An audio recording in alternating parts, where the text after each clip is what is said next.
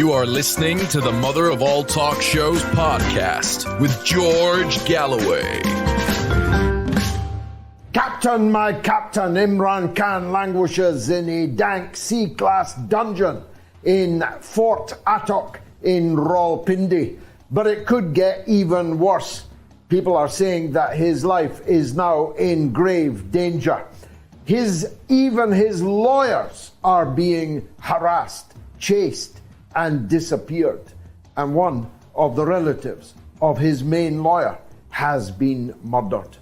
This dark, fascistic shadow that hangs over a British Commonwealth country is actually being directed from Mayfair and the mansions of central London. We'll be talking to a celebrated British diplomat, His Excellency, the Honourable Craig Murray, about Britain's role in this perfidious affair. And Cuckoo Cachoo, he is the bagman. Yes, a man I scarcely knew a couple of weeks ago is now locked in a battle with me, which may reach the high courts in the former British colony of Nigeria. We'll be talking to one of Nigeria's finest sons, one of its most educated, erudite, and eloquent spokespeople. So naturally, he's living in exile. About the man who carried the bag with the swag from the heroin trade in Chicago all the way to the president's house in Abuja. You couldn't make it up, but along the way, it appears he stole the election. Also, even worse than carrying swag in a bag for the drug dealers in Chicago, Illinois. It's all coming up over the next 2 hours. Make sure you get your calls in early because, well, we expect to be swamped tonight. Last week, 2,166,000 people watched all or part of the Mother of All Talk Shows. It's going to be even bigger this week. Fasten your seatbelts. It's the Mother of All Talk Shows. You are listening to the Mother of All Talk Shows podcast with George Galloway. Oh, and will Donald Trump fight the next presidential election from inside a jail cell?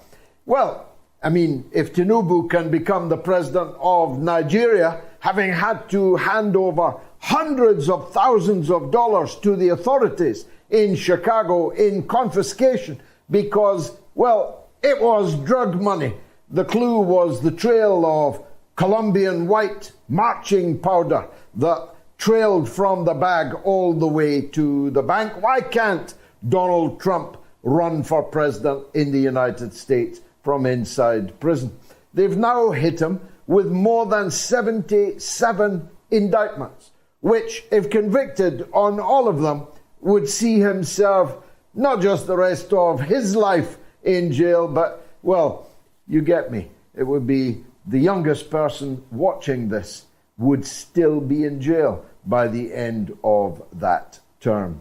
We've got a poll running on it. Will Trump fight the 2024 election from a prison cell? It's a simple binary question, yes or no, but people are rather divided on it. 12,267 people have voted so far. Make sure you get your vote in before the end of the show. And will Rishi Sunak be sunk by the dinghies, those that themselves sink and those that land? 100,000 people have illegally crossed into the United Kingdom across the French Channel. Yes, I call it the French Channel because, well, they seem to be ruling the waves there. Despite, however, money the British government has handed over to make them stop, they keep on coming. And the farce of these huge barges on which they were supposed to be housed in lieu of being put up at the taxpayers' expense in Britain forever, but perhaps at the cost of £75 £5 per night per person, 7 days a week. Nice work if you're a hotelier chosen for one of those gigs, despite the barges that were purchased expensively and controversially installed off our shore. Well, none of them are working. First, because the people who came across the channel in a dinghy expressed their fear of living on water. And secondly, you couldn't make this one up. Within 2 days of the use of one of them, an outbreak of Legionnaire's disease suddenly turned the whole thing toxic, and the hoteliers are rubbing their hands in glee. But we'll be concentrating on two main subjects tonight. First of all, my captain, Imran Khan, the distinguished Pakistani cricket captain, one of the greatest all-round cricketers of all time, maybe the greatest, and a man who clawed his way up in the jungle of Pakistani politics and became, well, a much-loved premier. I can say that because all polling indicates that Imran Khan remains even now overwhelmingly the most popular of the Pakistani leaders. But then some of those who may well emerge as Prime Minister after the elections scheduled now for November, but likely to be delayed, are polling at 3% amongst the public. They were, of course, as we said at the time, and now vindicated, installed in an American regime change operation. And most of them were swept off the front page of the Police Gazette. They were in exile in London, enjoying their ill-gotten gains, facing charges for grand larceny, for the theft from the public purse and the extortion of private corporations in Pakistan of hundreds of millions of dollars, actually more than $1 billion when you count all the indictments up. They were picked up by the Americans and their British satraps and taken to Islamabad and installed in Imran Khan's stead. They will have no credibility, even if they win the elections in November or whenever they are held. No one will give these elections any credibility. An election without Imran Khan is Hamlet without the prince. But these people care not for the collapsing credibility of their so-called democratic credentials. And this is, of course, true throughout the Western world and in the countries that still follow the Western model. They get all high and mighty, you see, about the question of democracy, which is where I came in on the Nigeria-ECOWAS issue. Now, I'm not an expert on Nigeria. I was vaguely aware that Tinubu had been elected as the president of Nigeria and that there was a dispute about it that was going to the courts. I shrugged that off, thinking, well, that is par for that particular course. But when I heard him preaching about the sacredness of democracy and free and fair elections in relation to his neighbor Niger, when I heard him as a saint like Saint Francis of Assisi, talking about the absolute unacceptability of people coming to power in an African country, other than, by implication, like him, through a pristine election system, I began to look more closely at him. That's when I discovered he was the bagman. Yes, he literally carried a bag of hundreds of thousands of dollars of drug money in Chicago. He should have gone to prison, but instead he just gave the feds the money. Now, okay, that's a common or garden story in Chicago, which in the time of Al Capone and in the time of Joe Biden is a criminal hellhole presided over by Joe Biden's party for the best part of 100 years. It kind of happens. But when I began to think, how does a man who's a bagman for organized crime in Chicago end up in the president's house in Abuja? How does that happen? Well, I then discovered that probably it didn't happen at all. That not only was he a bagman for the mafia, he also stole the election in Nigeria.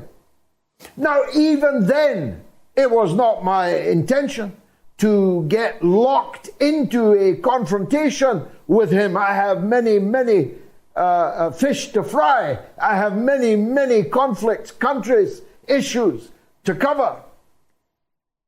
And then I discovered that not one but two of the main newspapers in Nigeria carried an op-ed in the name of a Mr. Ono, and by golly will he be saying Ono by the time I'm finished with him, which was the most fantastically defamatory, baseless, twisted piece of journalism about me I have ever read, and believe me, I've read plenty.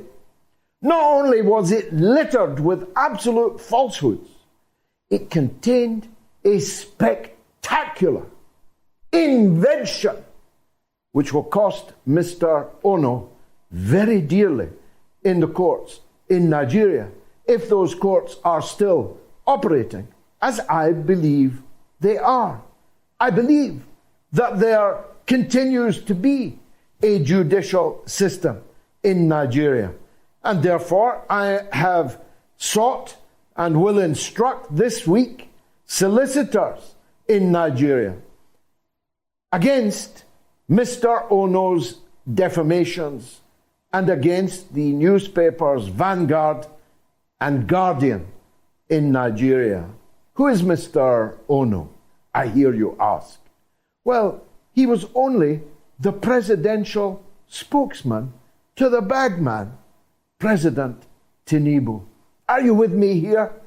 I hope you'll follow me all the way through the legal process that I am about to embark upon. But much more important than trying to steal my name and reputation, this gang around Tinubu have stolen the great African colossus of Nigeria, the most important country on the continent, the most wealthy and developed country on the continent, the most strategically significant country on the continent. And then I began to look at all the other things that Tinubu could have had on his plate to deal with, rather than threatening to invade his little neighbor, Niger. His little neighbor, Niger, had only overthrown a corrupt puppet president who presided over this dichotomy, which is the dichotomy that afflicts most of the continent of Africa. 1 in 3 light bulbs burning in Paris this evening is powered by the uranium dug from the earth in Niger. But 80% of the people in Niger have no electricity. Keep that dichotomy in your mind, because it is that is fueling the anti-Western, anti-colonial, anti-imperialist struggle that is suddenly sprouting everywhere in Africa and in Latin America, and one day also in Asia. They're not going to put up with it anymore. Countries that literally looted them even of their own people as slaves, took over their countries and ran their own national flags up over them, and then, when forced by circumstance or struggle to formally give up their colonies. They insisted on continuing colonization, domination, exploitation of their former colonies. And the people are not prepared to put up with it anymore. And that's all that's happened in Niger. You don't have to like the general that's taken over. You don't have to know anything about Niger, as most of you do not. All you need to know is that the wretched of the earth, as Frantz Fanon called them, are rising up and are taking back that which is theirs and which has been taken from them, withheld from them for so many decades by Europeans and now by extension by North Americans. They're not going to put up with it anymore, and it will be 2 steps forward, 1 step back. Some guys you'll like, some guys you won't. But you have to know that the days when France and Britain and the United States could dictate what happens in Africa and elsewhere in the world are well and truly over. I've said to you before, why is it a surprise that most people in the world, the overwhelming majority of people in the world, do not hate those that we in Britain and the United States and Canada and France are told to hate? When will people grasp that it's our leaders, our rulers, that people hate? As Nelson Mandela said when he was released after 27 years in the dungeons of apartheid, and apartheid supported until the last possible minute by France, Britain, and the United States. Don't forget ever that I was there in Parliament when Mrs. Thatcher's lips moved and she described Mandela as nothing but a common terrorist. I saw her say it. I heard the words tumble from her lips. As Nelson Mandela said when he was finally released, your enemies are not our enemies. Many of your enemies are our friends who stood by us when we needed them, who gave us diplomatic support and recognition, who gave us even the weapons of liberation war. Don't ask us to hate people like Russia, like Libya under Gaddafi. These are the people that made our freedom possible, while you were on the other side of the equation. Let me turn quickly and for a couple of minutes only to Pakistan. I've been through this picture before. I struggled against the execution of the late Zulfikar Ali Bhutto. I struggled to have released from prison and then received at Heathrow Airport Mr. Bhutto's daughter, the late Benazir, stick thin, still bleeding from her ears from the brute treatment she suffered in prison after the assassination, judicial assassination of her father. I watched as she was murdered in real time on television. My dear friend, I watched her being murdered on television. I've seen generals come and go, spending out, eking out the rest of their lives in luxury. In Mayfair, it's always Mayfair. I saw Nawaz Sharif, Shahbaz Sharif. I used to meet Shahbaz Sharif in the coffee shops of Edgware Road, where he lived in exile rather well. And now he's the Prime Minister of Pakistan. But Nawaz Sharif remains in Britain. He remains in the Park Lane environs. He remains in Mayfair. But he is dictating everything that happens to Imran Khan. So I'll be asking Ambassador Craig Murray in just a few minutes' time. Talk about not letting go of your former colonies. We give a well-upholstered exile to tyrants, thieves on the run, so that they can put behind bars and maybe take the life of a revered, much-loved, real Prime Minister in Pakistan by the name of Imran Khan. It's all coming up over the next 1 hour and 39 minutes now. So stay tuned. This is the mother of all talk shows.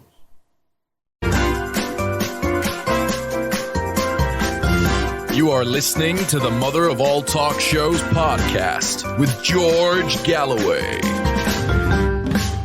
Will Trump fight the 2024 election from a prison cell? It's simple, yes or no. You can get your vote in, have your voice heard on my Twitter, on my Telegram, t.me/George Galloway, on the YouTube community poll and on the YouTube stream. So far, it's not that close, but it's closer than most of our polls normally are. But at the moment, most of you think that Trump will not fight the election from a prison cell. If you think differently, then get your vote in over the course of the show. Here are the phone numbers. If you want to comment on what I've said or what I should have said, then this is the number to call. If you're in the UK or Ireland, remember it's free of charge. The number is 08081965522. That's 08081965522. If you're in the US or Canada and it's equally toll free, it's +1 844 944 3344. And if you're in the rest of the world, which let's face it, most of you are, it's 44203 966 2625. Now, His Excellency, the Honourable Craig Murray, is always the man to turn to for an informed and educated take on contemporary events. My eye was caught just over the last couple of days when he highlighted the fact that not only is Imran Khan being witch hunted, perhaps and perchance, God forbid, to death, but even his lawyers are being chased and arrested. And one of the relatives of his main lawyer was murdered by assailants working in the interests of the banana regime that has been installed at the top of Pakistan by the United States, closely followed by the UK. Now, Mr. Murray was, of course, a British ambassador of note. So I wanted to ask him just exactly what role Britain might be playing in all of this. And he kindly agreed to appear and talk with me about it. Honourable Craig Murray, it's normal for ex-colonial countries to try and keep their hand in, as it were. France is the exemplar in that. But here we have a situation where criminals on the run are actually organizing criminal acts in Pakistan from the rather sumptuous surroundings of London's Mayfair. Why is our Foreign Office, our government, permitting this? Well, I think if the British government seriously attempted to stop people who had looted wealth from overseas investing that money in the London property market and in London equities and from living here, then it would have a profound effect on the economy of the super wealthy in London because, of course, it's it includes our ex-colonies, but it's not only our ex-colonies. London is a great repository of looted wealth. Though in the case of ex-colonies, of course, there are historic links that those who are the post-colonial ruling elite, installed or approved by the British, very often attend British public schools. Of course, members of the military attend Sandhurst. So those links remain very, very real. And we're seeing it actively in Pakistan as we speak, where not only Sharif, but several of his ministerial colleagues moved from comfortable exile in the UK to take over government in Pakistan. But I think we shouldn't be distracted too much by the smoke and mirrors of the social interactions and ex-colonial links of the UK. It's really the United States which is calling the shots. And as always, the UK is a kind of facility being used by the United States, but not much more than that, really. Now, Imran Khan is in a very dire situation. He's being held in prison, more or less incommunicado. His own lawyers have not been able to talk with him, and even those lawyers now are under severe threat of violence, even death. What can you tell us, or what can you speculate about what they have in mind for Prime Minister Khan? Well, obviously, they feel they've achieved their immediate objective, which is to keep him out of the forthcoming elections, because he remains, every opinion poll that's been able to be taken of any credibility shows him remaining as the most popular politician in Pakistan, and shows that his party would actually increase its vote at the next election and quite possibly push up toward over the 40% mark, and certainly be able to get a majority in the assembly. So they're desperate, of course, to stop him from competing in a democratic election. And they'll feel that they have achieved that with this 5-year ban from politics, which they've imposed. Of course, his lawyers are trying to appeal to the High Court and perhaps eventually to the Supreme Court. And that is one reason why his lawyers are being so harassed. They're not being allowed to meet with or consult with their client. Their offices are being raided. Their homes are being smashed up. They're under extreme personal threats. And in one case, at least, members of their own family have been murdered in suspicious circumstances, in ways that make us think that this may very well be linked to the regime. So the Pakistani government's desperate to keep Imran out of the elections, and of course it should be stated that I think there is no doubt whatsoever that these charges of corruption are ridiculous in the Pakistani context. Imran Khan, there are many things you can say about Imran. There are things you can say against Imran. There are very many good things about the man. But one thing he is not is corrupt. This is a man who has actually given the majority of his personal wealth to found 3 hospitals in Pakistan. He is not somebody who's going to spend his time trying to grab a 3 Rolex watch from the Kingdom of Saudi Arabia or something along those lines. These charges relating to gifts, when you compare them to the massive looting of the Pakistani state carried out by the Sharif family over the years, these charges are perfectly ridiculous. How credible will elections be without Imran Khan and his people on the ballot paper, or do they not care how credible they are? I think they don't really care. And nor, of course, does the world community. I mean, it is just simply astonishing how little publicity there's been for what has happened in Pakistan, where the democratically elected prime minister has been jailed. And not only that, but literally thousands of his supporters are in jail, thousands of people. And these are mostly middle-class people who in many cases are quite new to politics. And there's almost silence. Yet Pakistan is a country of 250 million people, and a country which has a massive diaspora, and particularly a massive diaspora in the United Kingdom, but also a massive diaspora in other places, like the Gulf states, for example, in Australia, in many countries, in the United States even.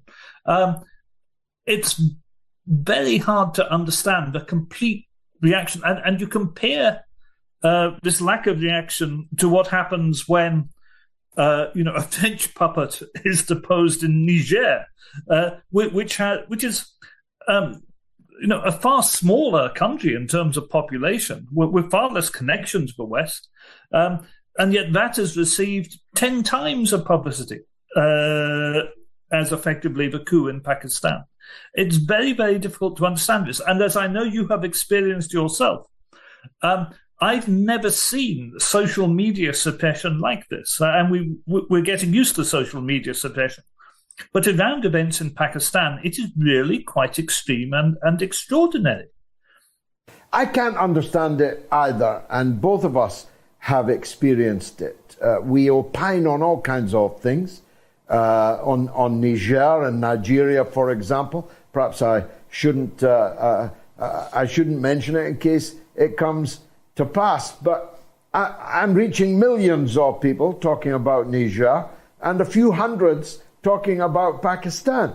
Now, we both remember the time when Imran Khan was never out of the newspapers in Britain, not just as a politician, but as a former playboy, as a wonderful ace cricketer, as a personality, a celebrity.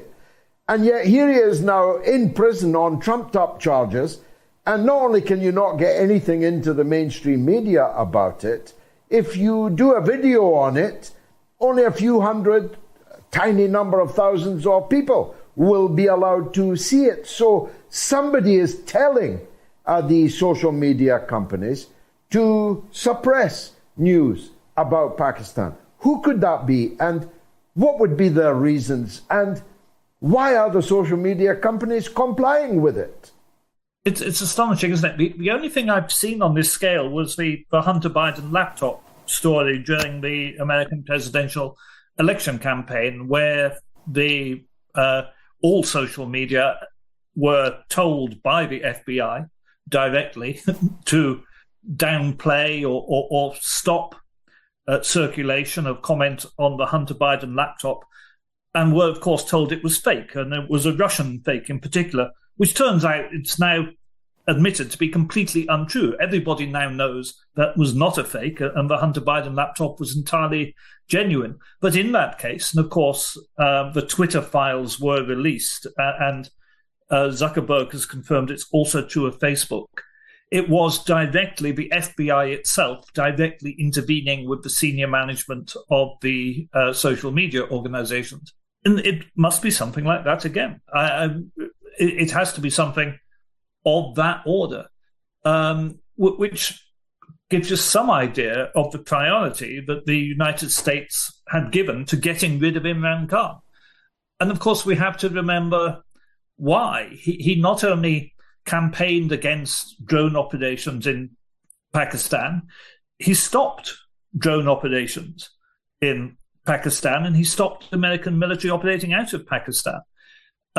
He moved to get his oil supplies from Russia instead of from the Gulf states, and moved to stop paying for oil in dollars. He refused to back motions at the United Nations supporting the United States position on Ukraine.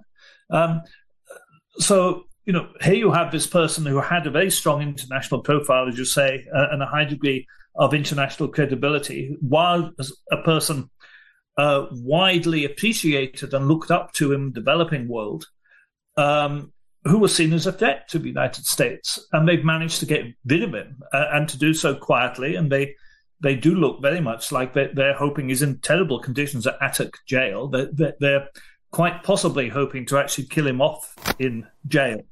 And that requires maximum suppression. That is the only thing that explains the extreme degree of suppression of this story. When I saw the accusation against him that he had been aggressively neutral, I recalled the basis on which the so-called Labour Foreign Secretary Jack Straw dismissed you from your last ambassadorial post when he said you had overly focused on human rights. It was of that level of absurdity. Who can be aggressively neutral? Yes, that's really quite extraordinary. I mean, of course, in a way, this is meant to be an example to other leaders that if you don't jump when the United States says jump, when the United States insisted in public that Pakistan vote for a motion condemning Russian action in Ukraine, Imran Khan replied saying, "Are we slaves? Are we slaves?" And the Americans can't stand people turning around to them and saying, "Are we slaves?" Because the truth hurts, and the truth is they do treat the developing world like slaves. They don't accept the developing world has a right to its own opinion, to its own ideas, and to an anti-imperial, anti-colonial background or way of thinking. So I think there are deep lessons here in the treatment of Imran Khan. It's not a kind of one-off episode. Your Excellency, as always, fascinating. Thank you for joining us on the mother of all talk shows. The Honourable Craig Murray, former British ambassador on Imran Khan and Pakistan, colonialism, imperialism, Britain and the United States. I'm sure that you will want to have your say on these matters. If you're in the UK or Ireland, it's 0881965522. If you're in the US or Canada, it's +1 844 944 3344. If you're in the rest of the world, it's 44 203 966 2625. At the other end of the hour, we'll be talking Nigeria, and it will be your calls right up until the hour after this very short break. Stay tuned.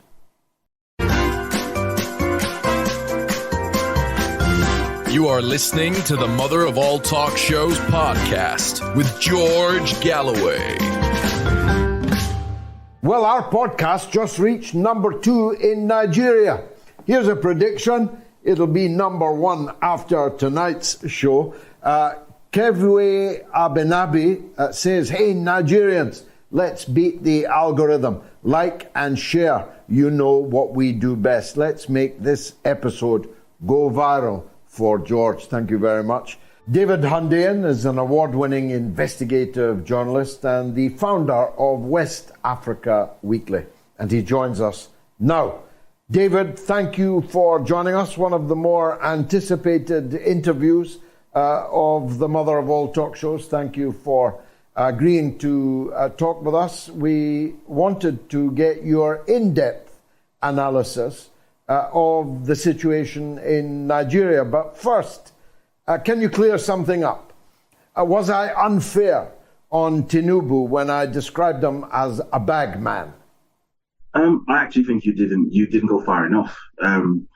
So as you may know, I'm the journalist who is basically responsible for putting this story out into the public domain. More recently, there was a story that I published last year on this issue, which became the basis for all of this. And in that story, the headline of the story is actually "From Drug Lord to Presidential Candidates." I described him as a drug lord. I think that's a fair description based on the evidence that is available. So calling him a bagman is actually a bit tame, because it implies that there is still some sort of separation between him and the drug trade. Okay, he wasn't actually directly involved in handling heroin, he just handled the money.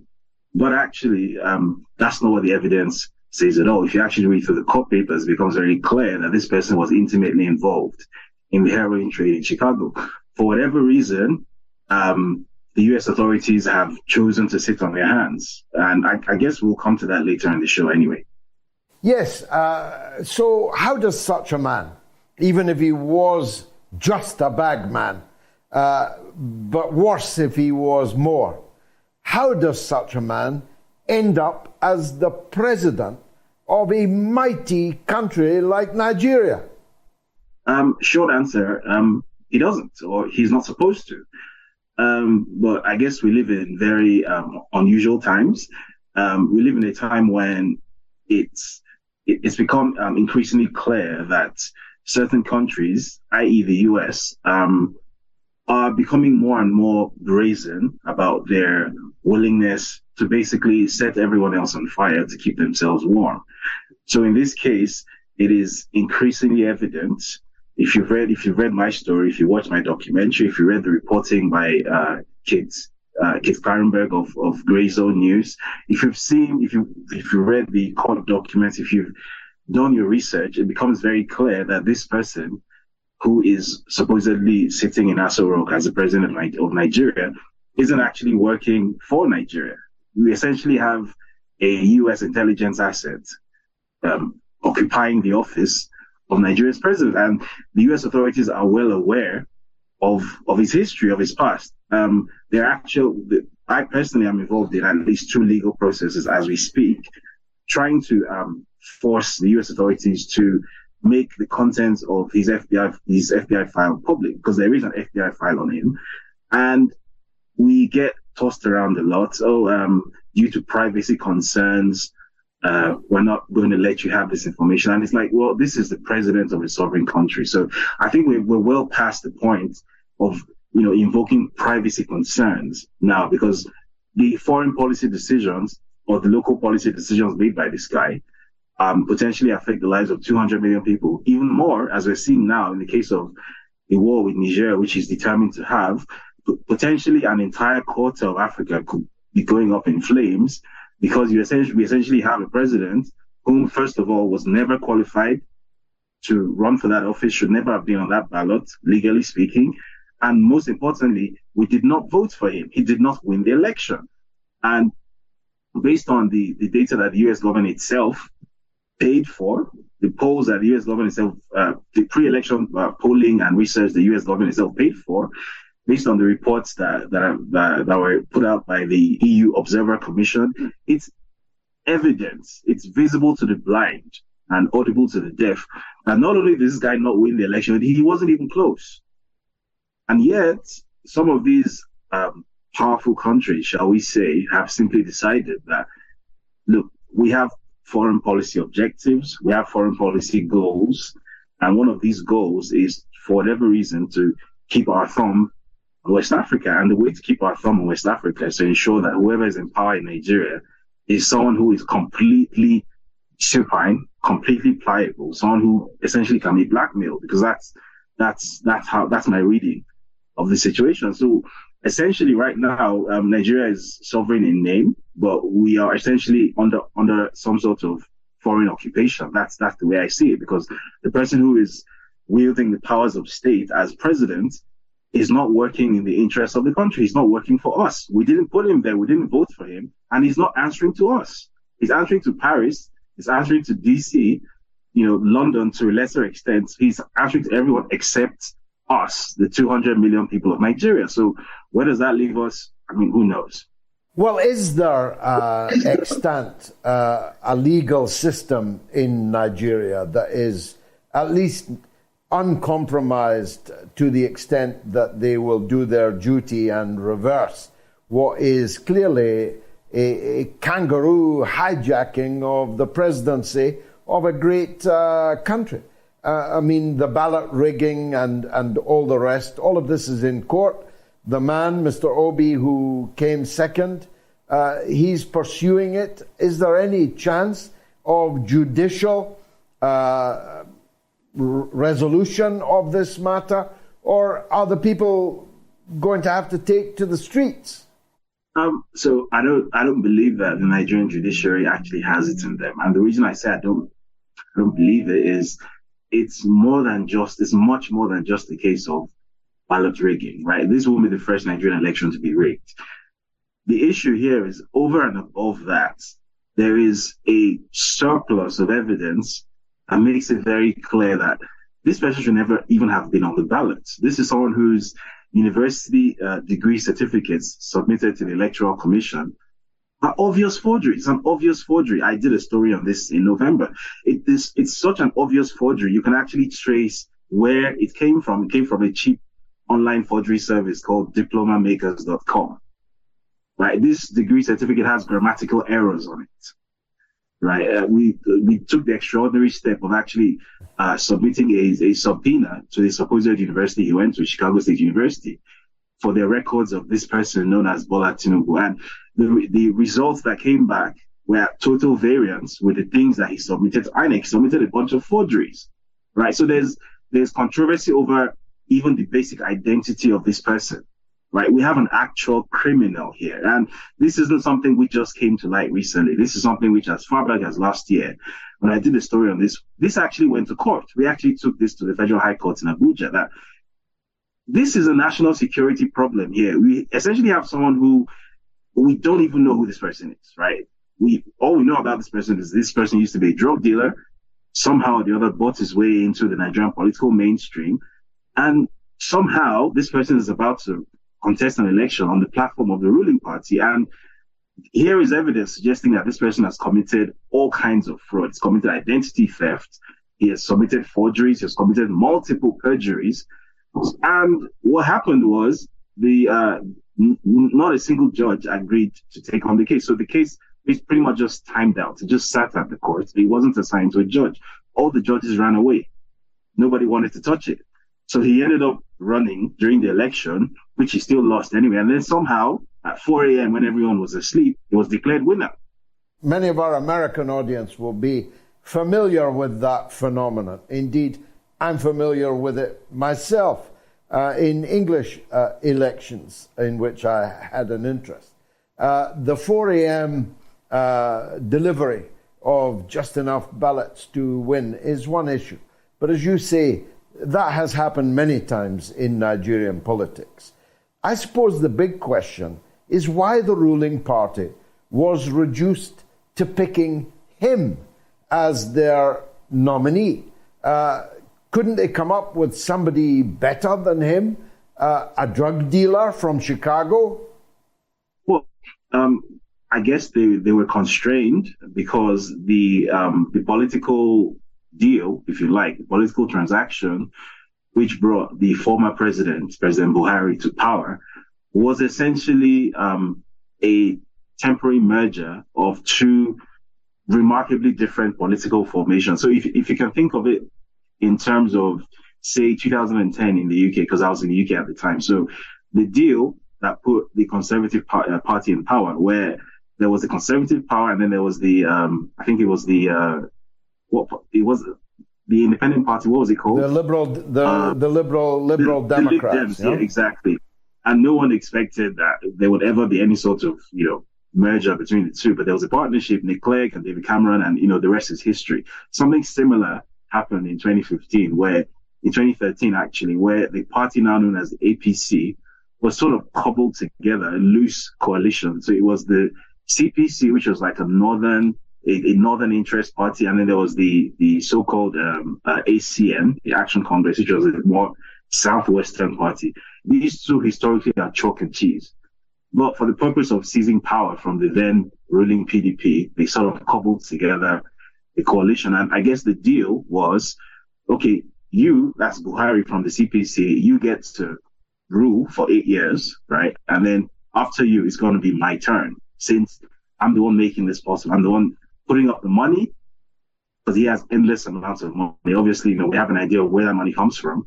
I'm putting up the money. I'm making all of this possible. I have the international connections because he's deeply connected with, for whatever reason, with the democratic establishment in the US.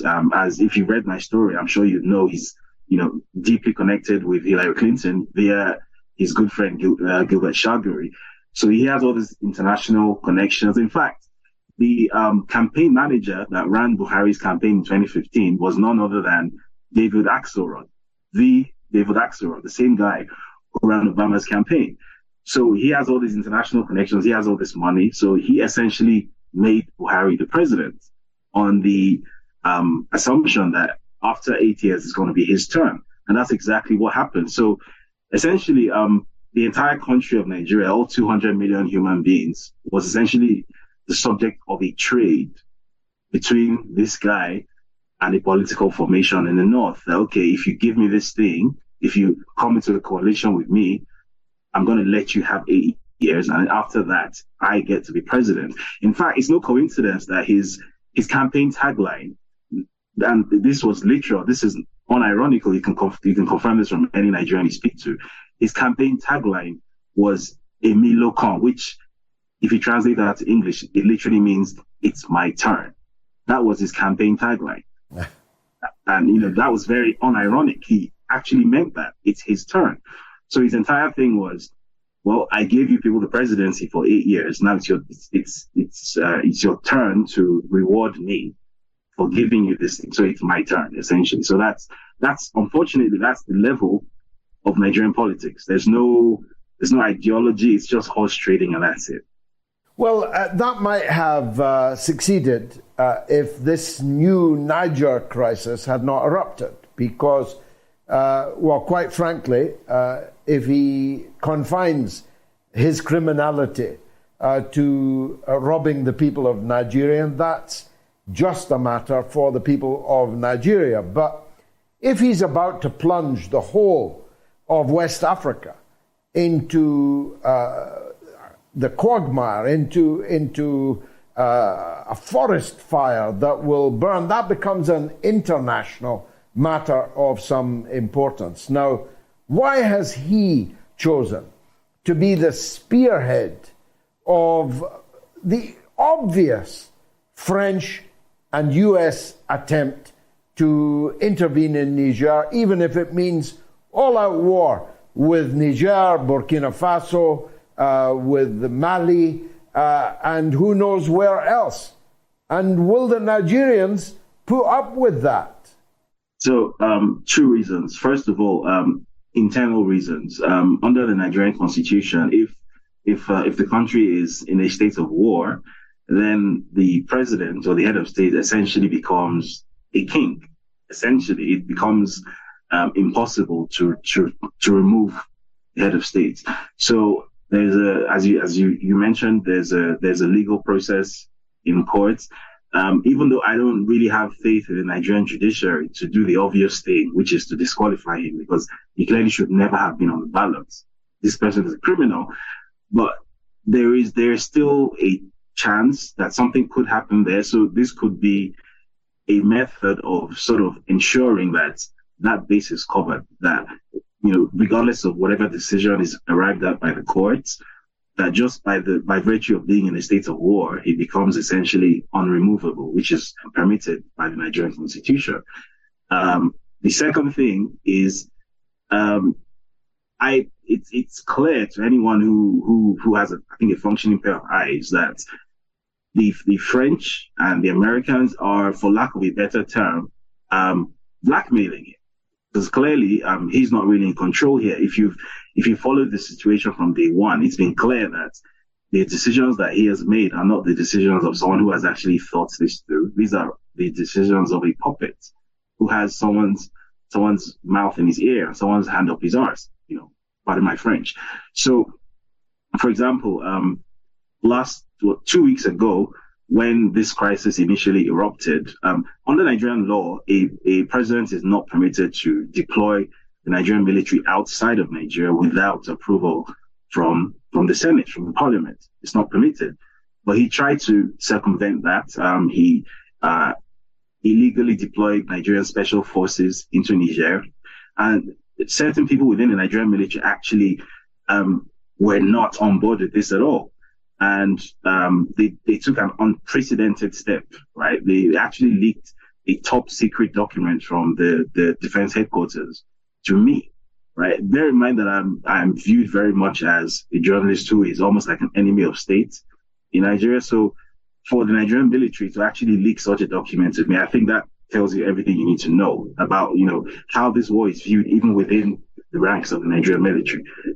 So after this document was leaked and I put it out, I was accused of, treason, you're betraying soldiers' locations, you should be picked up, blah, blah, blah, blah, blah. But it achieved, that leak achieved its goal. It actually stopped that illegal invasion. And then he went to the Senate to ask for approval. The Senate turned him down. So now the tactic that has been adopted is to go hide behind ECOWAS and claim that, well, ECOWAS has approved the deployment of this thing called a standby force, right? First of all, who is ECOWAS? ECOWAS is Nigeria, right? So it's like saying, I don't know, if you're talking about the UK, right, and say there's something relating to football in the UK, and you say, the British team. No, there's England, which is by far the dominant force, and then there's Wales and Scotland and Northern Ireland, but England is the dominant force. There's a similar thing within ECOWAS. There is no such thing as ECOWAS in the real sense of it. There is Nigeria. Every single time that there has been a military intervention by ECOWAS, it's essentially been the Nigerian military being deployed.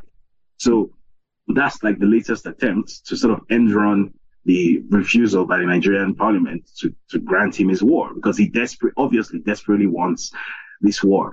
And the sheer amount of desperation that is being displayed here makes it clear to me that this isn't something that came out of his own head, right? And the noises coming out of Paris and Washington, D.C. just make this all the more obvious. You essentially have President Macron almost issuing edicts. For many years, the French have sort of tried to mask their openly colonial positioning within West Africa. I remember sometime in 2020, I personally even wrote an article in the Africa Report where I essentially pushed back on the idea that the French have direct colonial control of Africa. I critiqued the idea, right?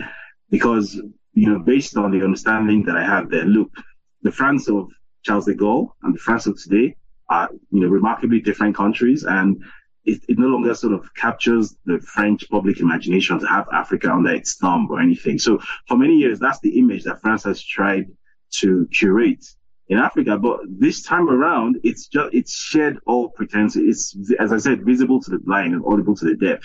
It's almost like, Macron screaming at Nigeria that, hey, go get me back my territory, and it's like, hey, Niger is a sovereign independent country, isn't it? Or it's supposed to be a sovereign independent country, isn't it? Why is there this much, angst? Because they essentially said, go home, we don't want you anymore.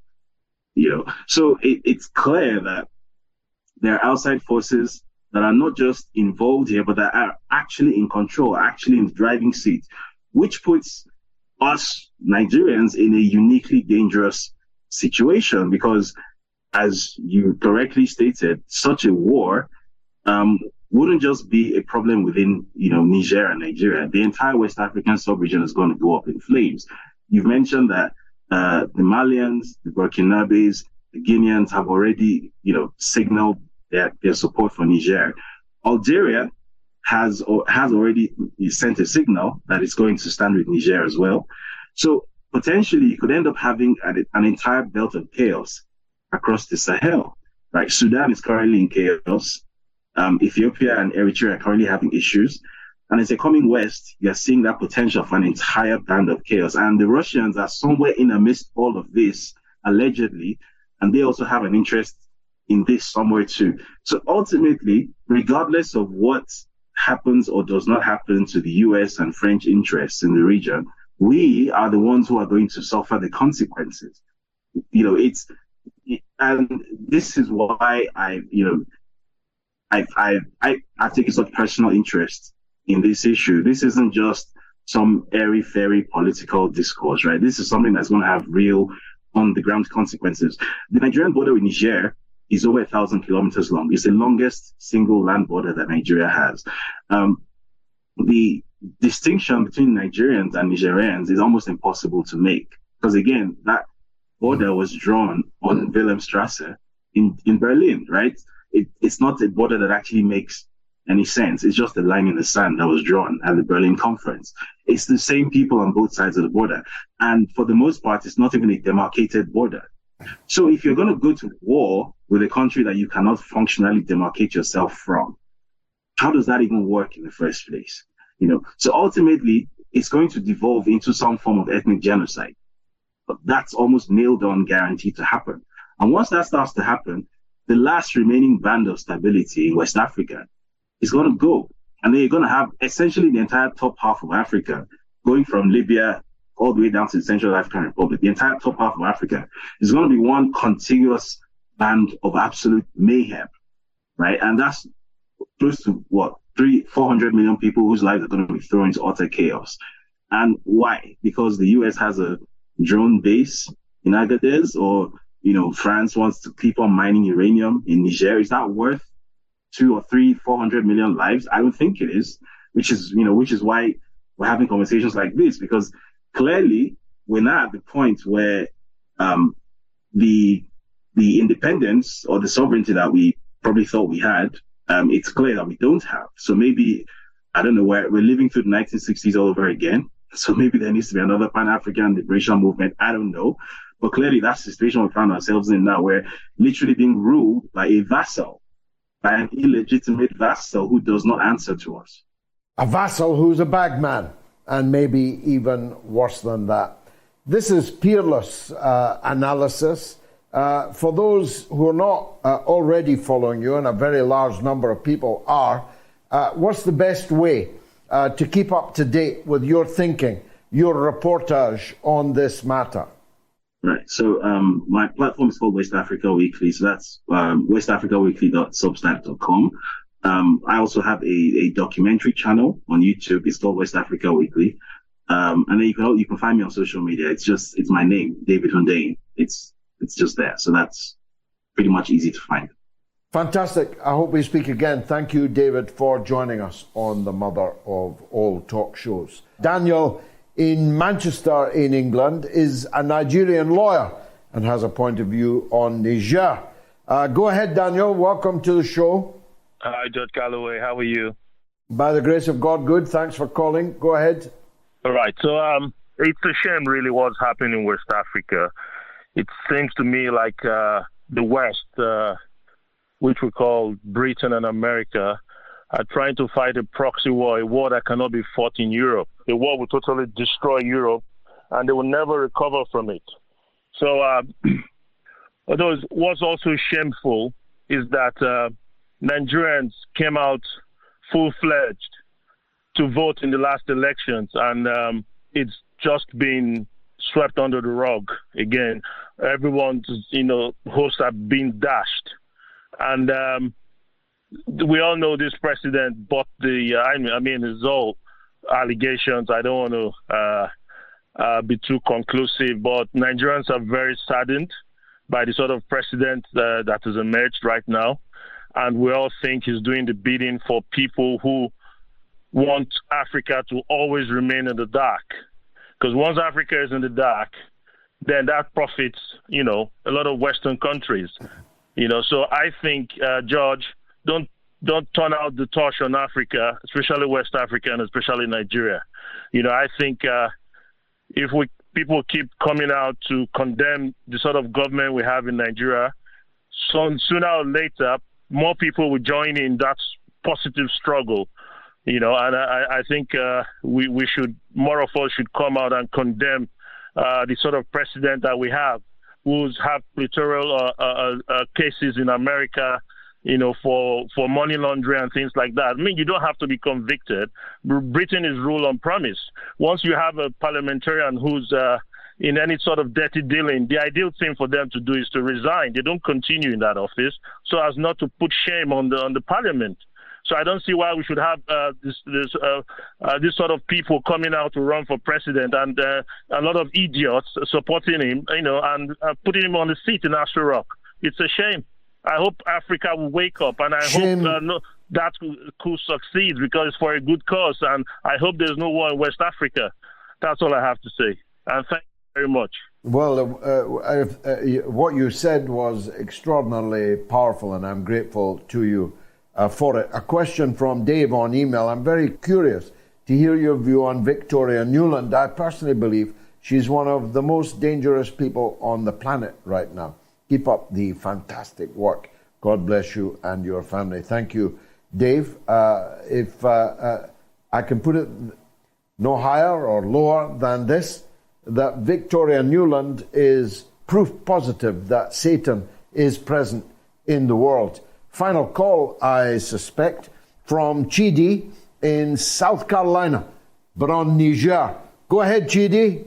Thank you so much for putting me on. I just want to talk briefly on. So thank you so much for your mother of all talk shows. I've listened to it over 3 years. Very, very insightful and educative. I want to just make this contribution towards Nigeria and at large, West Africa, what is going on. I will start with, I know you're not a proponent for breaking up of countries, and you've explained why, and I quite understand. But the problem in Africa is that we have to go back to how these countries were formed and created. Different tribes are put together without consulting them. And along the line, in several of these countries, the tribal lines have been used to cause civil wars that have deep-seated, animosity and bitterness. For instance, something like Nigeria. The politics was played and triggered a war that ended up in genocide against the Igbo people for about almost 3.5 million of us. Now we pretend that we've healed and we've moved on from it, which is not the case. So we have just a nation where there is no commitment. People are not nationalists. We pander to our tribes. And that is why you can never get the youth to come out and protest. Once you introduce tribal limits, everything collapses. So now because there is something looming like this, like a civil war and regional war, everybody is waking up. But after this, we go back to sleep.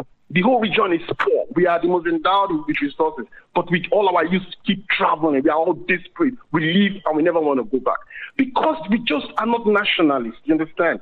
So we have the ideas, we have the judicial. Why is it that the speaker, David, he talked about the judiciary. Why is it that those judges do not have a conscience? Because they're not thinking of the country. It's all about tribe. And I'm starting to say, it seems that people of my kind from that part of the world, you see, tribalism, it's so strong in us that we just can't get past it. So that's why I'm for... Well, we have to try. Look, Chidi, we'll have to try and get past it.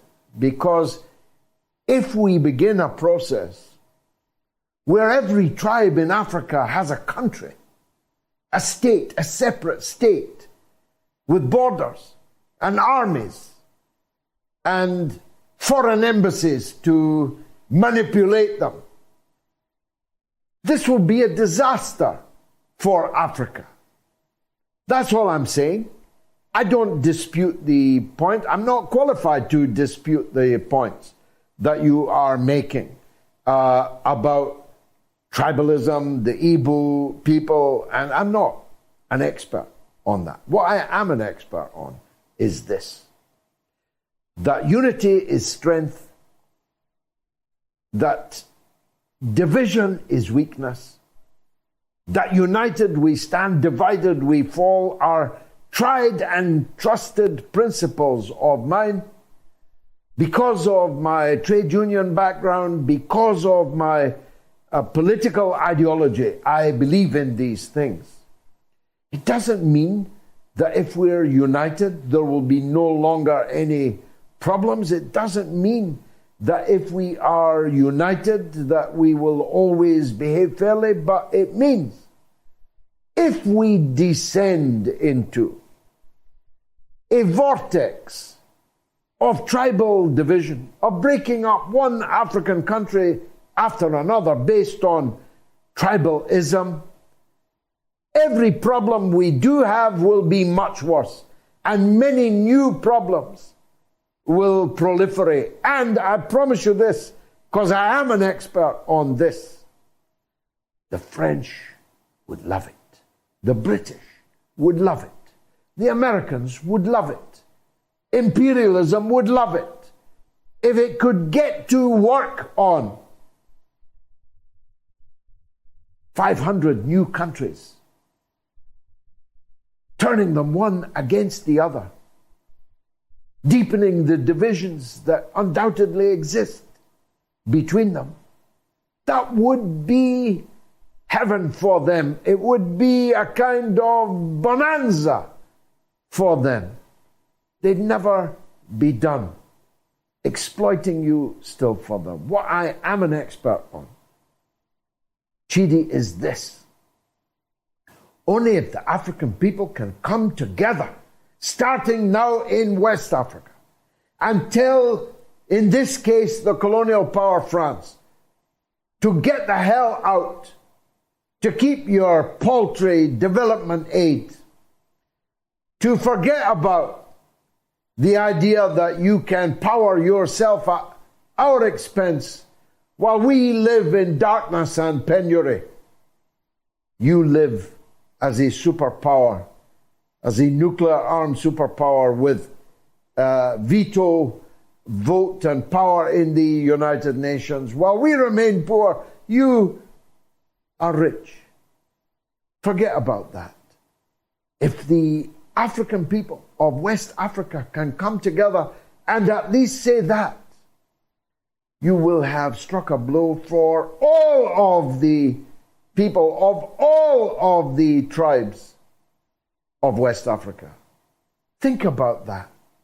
Because the real division in the world, I promise you, it's not between the Igbos and others in Nigeria.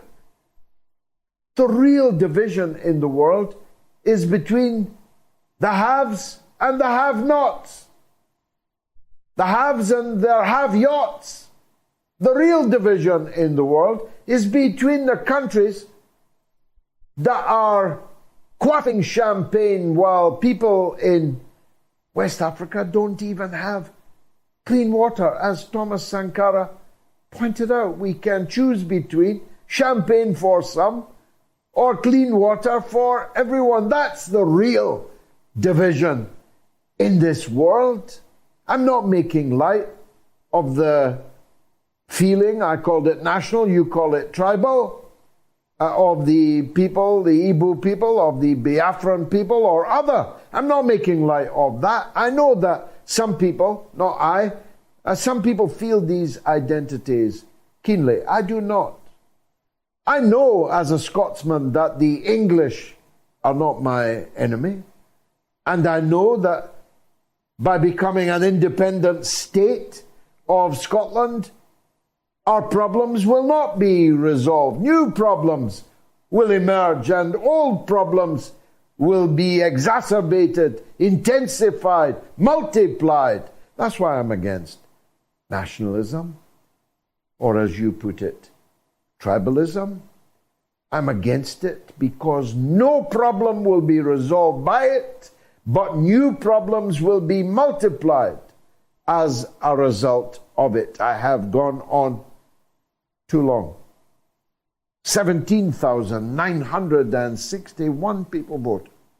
And they voted that Donald Trump will fight the next election 38, 43, 33, 35 from a prison cell. But a clear majority thought that he will fight the election, but it won't be from a prison cell. 62, 57, 67, 65. Thank you for all of those who voted. Thank you all of those who called the show but didn't get through. Thank you all of those who watched the show live. And I merely ask you to make it spread, proliferate. Tell as many people as possible about what you saw and heard here this evening on the Mother of All Talk Shows. Encouraging them to catch up on the live stream and on the clips that will follow. Thank you very much indeed for being with me this evening.